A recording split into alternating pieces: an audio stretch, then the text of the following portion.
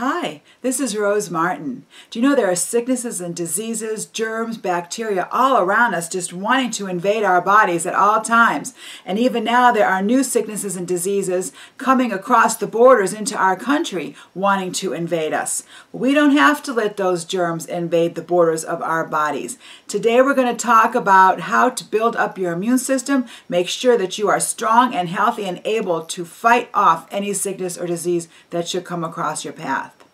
One of the first lines of defense in our bodies is our stomachs, the acid in our stomachs. Things that we eat, things that we ingest, get broken down by the hydrochloric acid in our stomach. It's a very powerful, strong acid that will break down the food in order to digest it.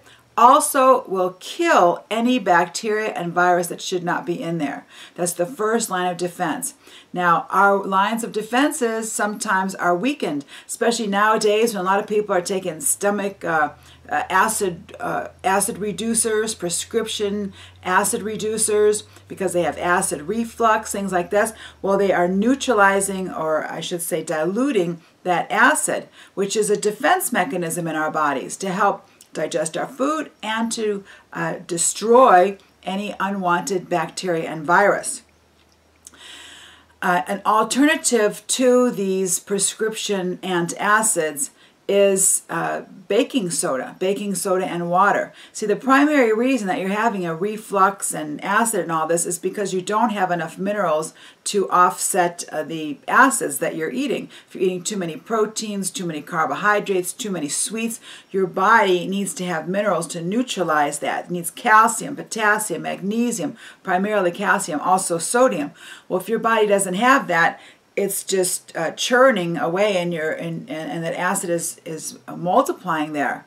So you take an acid reducer, you destroy any natural acid you have, any good acid, but you get rid of that heartburn. So instead of taking the acid reducers, prescriptions, things like this, baking soda, a teaspoon of baking soda in water will reduce that acid, will neutralize that unwanted acid, and give you sodium also to neutralize and give your body what it needs. All sodium is not bad. We need it. It's just how much and what kind. So first of all, stomach acid. Make sure your stomach acid is strong. Another thing that dilutes the stomach acid is as we get older, things just naturally dilute and are not as strong as they used to be. So you may need a digestive enzyme to eat with your meals. Things like betaine, hydrochloric acid, lipase, cellulase, protease, things like these that will help digest sugars, starches, proteins, things like that. So consider adding that if you're having trouble digesting food, if you have heartburn, things like this. This will keep your stomach acids strong. We want them strong to kill off and to digest. Next is probiotics. This is another line of defense, very, very important. And these are good bacteria, healthy flora in your stomach and intestines. This also gets destroyed through various things, and the primary way is through antibiotics. Sometimes we need to take antibiotics because we can't fight something off, our reserves are too low, we just need something to help us. Other people, they take advantage. They're always on an antibiotic and they have to get stronger and stronger and stronger antibiotics in order to kill the germs. Well, antibiotics kill bad germs and good germs. So here you're done with your antibiotic and your body is left with nothing to defend itself. So you need to rebuild the friendly flora, the friendly bacteria. Acidophilus and Bifidobacillus and L. salivarius, things like this. You can get those in supplement forms too. And also eating yogurt has it. When you eat yogurt, you got to be careful though, because a lot of times the yogurt has a lot of sugar in it. Well, sugar right away kills the friendly bacteria, so it's counteractive. It sounds like you're getting a good thing, but you're not really accomplishing the purpose. So unsweetened yogurt, but also supplements that will help build up your flora. So we want our stomach acid, we want our healthy flora. And another way to build our immune system is something that was used long ago that people are still using nowadays, and that's called colostrum. Colostrum is from the mother's milk, the first mother's milk that comes in, and that has all kinds of antibodies and nutrients, easily digestible format. Well, the way that it's available today is bovine colostrum. This is from a cow. And a lot of the same nutrients that are in a cow's milk, the first milk of a cow, are available to our bodies to help build up our immune systems. So taking something like colostrum regularly to build up your immune system, especially during times of stress, strain, is very beneficial to build up your immune system. We want to be strong and healthy and build up our immune system. Another thing to do is to make sure your pH is in the right range. Our pH, various pHs, you know, from our mouth all the way to our intestines and out and our skin, everything has a different pH. Our blood has a certain pH. But the pH that we use to measure if our pH is in the right balance is through our urine and saliva. We can test these with little test strips, pH paper, and what we want to be is around 6.4.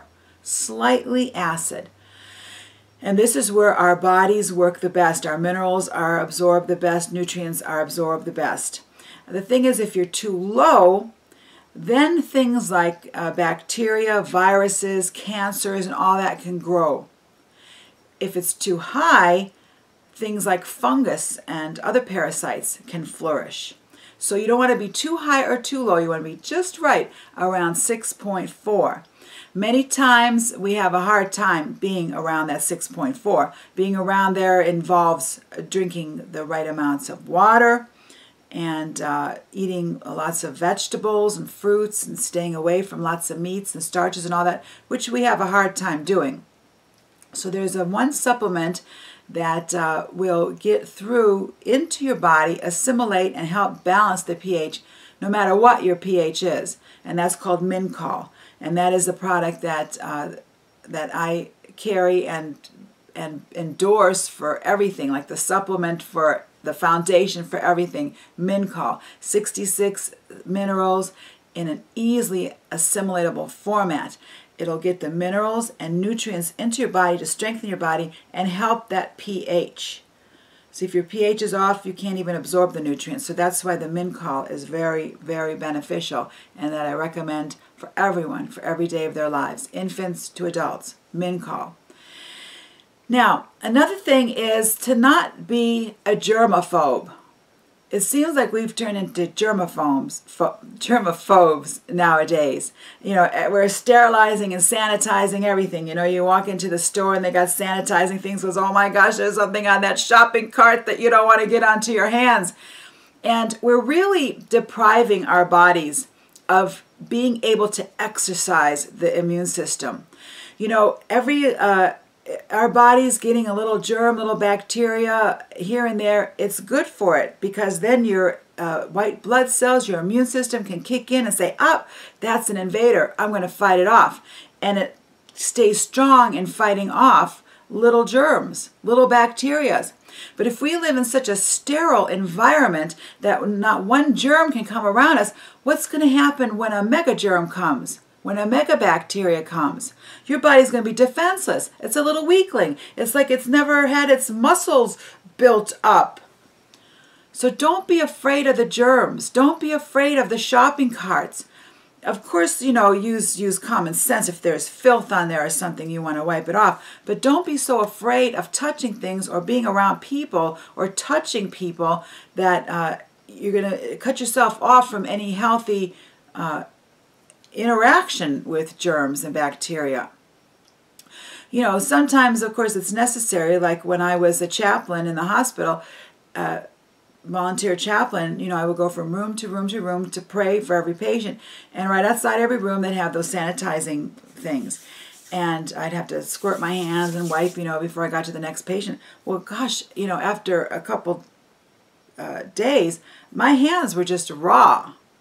All the natural oils were wiped off, and that natural oil was wiped off, and then bacteria actually got in there because it was just too sanitary. And I had to then work on getting my hands back in shape because it was just off balance.